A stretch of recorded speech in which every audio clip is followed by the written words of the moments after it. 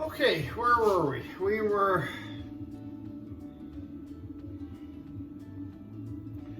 somewhere. I don't know, it's Friday night or something like that, and I'm working away. Look at that. So this does its job. It collected a lot of that stuff there. Okay, so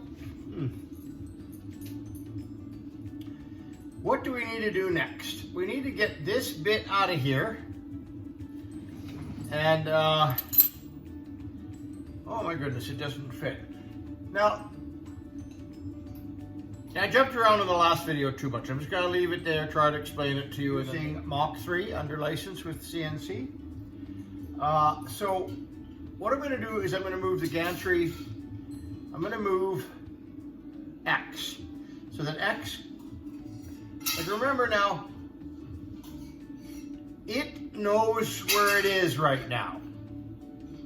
Okay? So even if I move it, it tracks itself to where it's moved to. And so when you ask it to go back, it will. And then I've got marks on the machine here so that you don't overstep. Because if you overstep, the motor will just, the little stepper motor will just jump, and then you'll just be out of sync, and you might as well throw the wax away and start from new. Okay, so what I like to do is I like to put the depth gauge on there, and what it does for me is it's lined up for the next time, and then I can do a quick inspection. I should put my fucking glasses on. Okay, I'm gonna start making these so that they're not for kids, these videos, because I'm gonna start swearing, okay? They say something about intelligent people actually swear, so get used to it. Okay, look at that. That hasn't moved at all. So now, I can feel the tip right there. We know, oh yeah, that's beautiful. Okay. So, maybe I failed to explain in the last video. The distance from here to where it butts up onto the machines, here to here, is identical on both of these depth gauges. Just ignore the fact that this is longer and this is shorter. That's not what we're doing here. The tip of the bit and that is where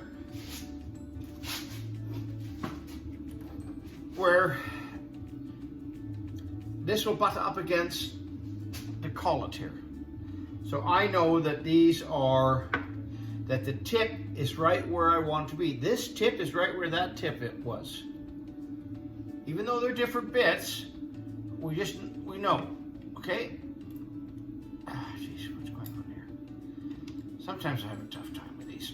Okay, just make sure you apply a little pressure with your thumb up there. Not a whole lot. You don't need to kill things here, right? We're only cutting wax. I should have a drink. Okay, I'll have one afterwards. Okay, so now I know to take this depth gauge off. Boom, we'll put that in the drawer, put that in the drawer where it's supposed to go, put the wrenches in the drawer. Okay. Oh, I'm gonna do a video about this nice, I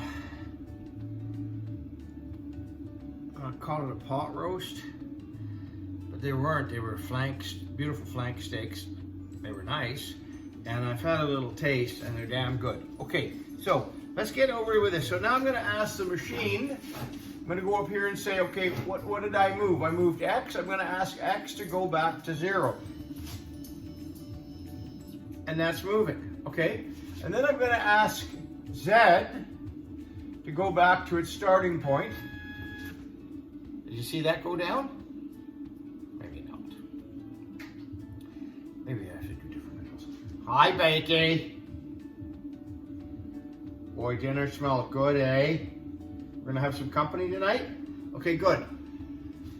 Okay, so what do we want to do now? So now that I've got, for the second cutting of this, there's no messing with this. Just put the new bit in there, put it to its start point, get ready, clean up around here a little bit so things don't get clogged up, because this is going to take like 1 hour and 45 minutes.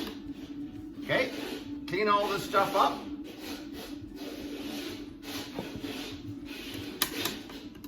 This cutting stuff. Okay. Okay. These are old molds that really don't matter. Okay, so what I'm gonna do, oh, something fell off there. Really? Oh, there it is. What you playing with, Bakey? Okay, there we go. So we're gonna get this nozzle back on here.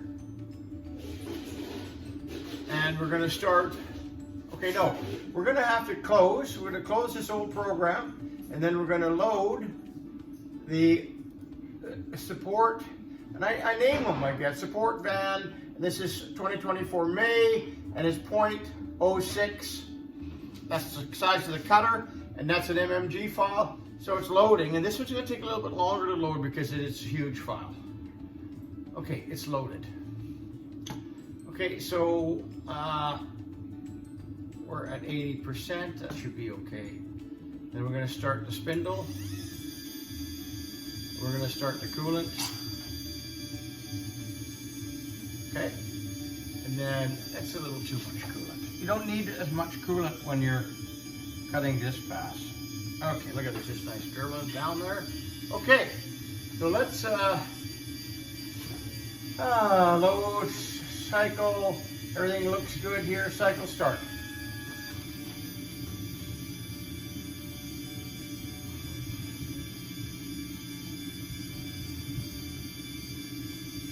Oh, the dog's upstairs playing.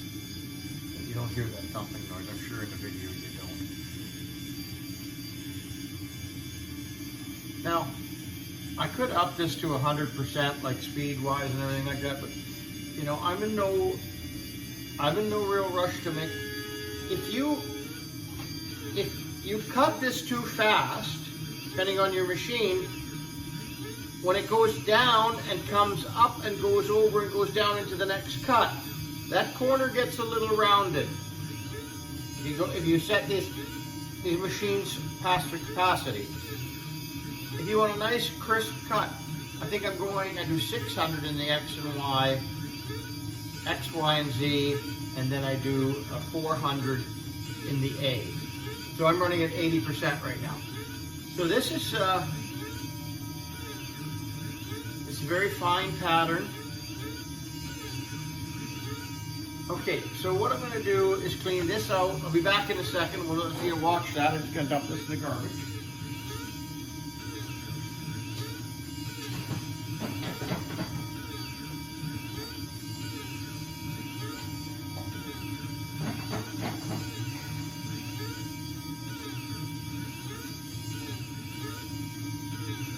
Okay.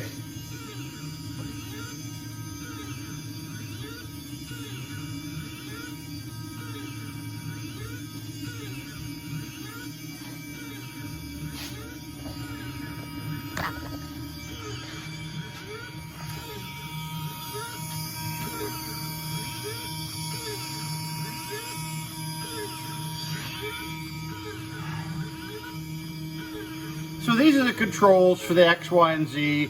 This is where it knows where it is.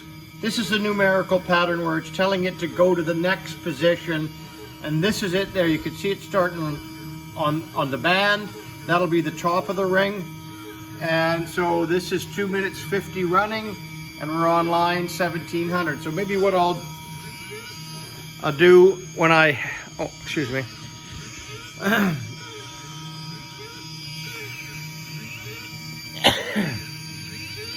I don't rush these things anymore. I used to fucking pump them out, you know, 1 or 2, 3 a day when I was running the old store. I had a lot of business for this type of stuff. It was the future. Now everybody's kind of doing it. It's also 3D resin printers where the prints hardens the resin and the item comes out from the bottom, not like extruded plastic. So, you know, there's a lot of machines now where you don't, a lot of guys don't do, a lot of people, a lot of goldsmiths, shops don't do this type of stuff. It's just, you design the CAD, and then the next thing you do, you just throw it on your printing machine, and you cast it. But the problem is, though, that works okay for small to medium-sized jewelry. I don't know, they haven't perfected it. Well, it's been a couple of years since I've done it, but I have a machine over there, a Formlabs 2, I think. It was, you know, state-of-the-art then, and now there's all sorts of Igloo and printers and all sorts of stuff. But maybe I get another one. I'm going to look into it a bit more and see if they perfected the wax, the castable waxes. That's the problem. I cast this stuff here. I know exactly what I'm doing. I'm casting wax. And I get a perfect product. You know, sometimes with the 3D printers, they're finicky, very finicky. So, you know, you're learning a new tool, new piece of equipment, and I'm kind of gearing down. Maybe I'm just kind of. I can hear the dog playing upstairs. Probably making a fucking mess. Okay, you guys, if you like what I'm doing, hit the subscribe button, hit the like button, make a comment. Algorithm. I'm going to start at this again. I'm going to start printing. Start putting up a video a day because I got to get my view count up.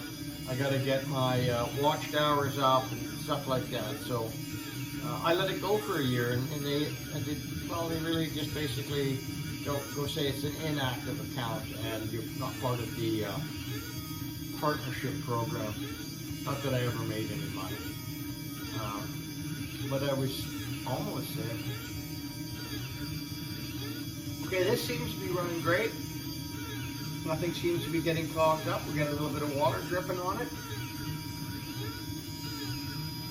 Remember what I said? This is it's only cutting away a millimeter of material. Not a whole lot, not like the first pass, really rough. That's why I call it rough. What did I say, 3.12 or 3.18 millimeter bit? I think it was 3.12. Anyways, so it cuts a swath really quick. This is cutting 6 thou. And I think I've got it set up that it overlaps by 66%. So I'm not even cutting the 6 thou. Sorry, I'm cutting the 6 thou, but it doesn't move the entire width of the bit. So the ring doesn't, the bit's here, the ring doesn't move the entire width of the bit. It only moves 66% of the bit. And that takes care of so the wax doesn't, you know, depending on depth. It just makes for a lot cleaner wax. Okay, what else? Have a nice coolant going and patience. It's going to turn out. I'm going to go upstairs now. I'm going to watch TV for a while. Okay, guys. Tomorrow I'm going to get into cutting this off, pouring it, or maybe later tonight if I feel up to it. Cutting it off, pouring it out. My lathe is set up for that. I don't bother with this cutting it out. It's just for me. I chuck it into the lathe. Boom. I got a boring bar, a little tiny boring bar. Boom. I cut it off, and then we go to the wax bench. We file it, clean it all up, and then we're going to cast it the next day. So. I don't know, here we go. Okay, you guys, I'll talk to you. Did you call somebody? Did you check in on your old buddies? You check in on your new friends, man. Okay, and be kind to your animals. The bacon will bite your fucking ass.